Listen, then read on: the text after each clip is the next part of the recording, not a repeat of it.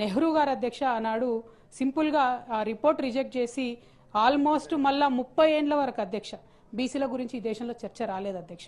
ఆ కమిటీ కాలేల్కర్ కమిటీని పక్కన పడేసిందే కాంగ్రెస్ గవర్నమెంట్ అధ్యక్ష. ఆ తర్వాత రెండో కమిషన్ వచ్చింది అధ్యక్ష, అది జనతా పార్టీ మొరార్జీ దేశాయ్ గారు వచ్చిన తర్వాత వేసినారు అధ్యక్ష, కాంగ్రెస్ వాళ్ళు వేయలేదు. అది బీపీ మండల్ అధ్యక్ష. అయితే బీపీ మండల్ కమిషన్ అధ్యక్ష టాపికే బీసీల రిజర్వేషన్ అధ్యక్ష, టాపికే బీసీల రిజర్వేషన్. అయితే బీపీ మండల్ కమిషన్ వేసిండ్రు అధ్యక్ష. వేసిన తర్వాత ఏం జరిగింది, ఆ రిపోర్ట్ వచ్చింది. ఇందిరాగాంధీ గారు 10 సంవత్సరాలు ఆ రిపోర్టు భద్రంగా బీరువాలో పెట్టిండ్రు, కానీ దాన్ని ఇంప్లిమెంటేషన్ చేయలేదు అధ్యక్ష.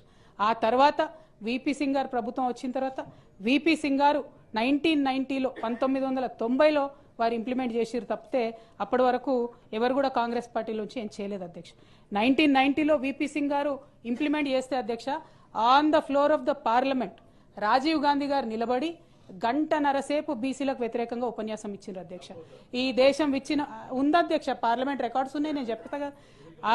ఈ దేశం విచ్ఛిన్నమైతుంది బీసీలకు ఇట్లా రిజర్వేషన్లు ఇస్తే. బీపీ మండల్ కమిషన్కి వ్యతిరేకంగా మాట్లాడినటువంటి పార్టీ కాంగ్రెస్ పార్టీ అధ్యక్ష. అదేవిధంగా అధ్యక్ష 1993లో ఈ పోరాటాల ఫలితంగా బీపీ మండల్ కమిషన్ కోసం హింస చెలరేగింది దేశవ్యాప్తంగా. అదంతా జరిగిపోయిన తర్వాత 27% జాబ్స్లలో రిజర్వేషన్ వచ్చింది అధ్యక్ష. కానీ 2006 వరకు కూడా అధ్యక్ష మనకు ఎడ్యుకేషన్ ఇన్స్టిట్యూట్స్లో కొన్ని ఇన్స్టిట్యూట్స్ అయితే 2008 వరకు కూడా రిజర్వేషన్ ఇవ్వలేదు అధ్యక్ష. అంటే ఎయిమ్స్ కావచ్చు అధ్యక్ష, ఐఐటీలు కావచ్చు, ఎన్ఐటీలు కావచ్చు, వీటికి వేట్లో కూడా 2008 దాకా కూడా ఇవ్వలేదు అధ్యక్ష. ఆ తర్వాత మళ్ళా 2011లో సోనియా గాంధీ గారు అధ్యక్షులైన అధ్యక్ష, కాంగ్రెస్ పార్టీ అధికారంలో ఉంది, రాహుల్ గాంధీ గారు కూడా పార్లమెంట్ సభ్యులుగా ఉన్నారు. ఆనాడు కాస్ట్ సెన్సెస్ చేస్తామని చెప్పి 4500 కోట్ల రూపాయలను రిలీజ్ చేసిరు అధ్యక్ష. కాస్ట్ సెన్సెస్ చేసిండ్రు, కానీ ఆ కాస్ట్ సెన్సెస్ డేటా ఇంతవరకు బయట పెట్టలేదు అధ్యక్ష. 4500 కోట్ల రూపాయలు వేస్ట్ అయిపోయినాయి, కాస్ట్ సెన్సెస్ డేటా బయట పెట్టలేదు. ఆనాడు పార్లమెంట్ మెంబర్గా ఉన్న రాహుల్ గాంధీ గారు మాట్లాడలేరు, సోనియా మేడం మాట్లాడలేదు. దాని మొత్తం కూడా కంప్లీట్గా డీఫ్రీజర్లోకి వెళ్ళిపోయింది అధ్యక్ష. ఇక ఆ తర్వాత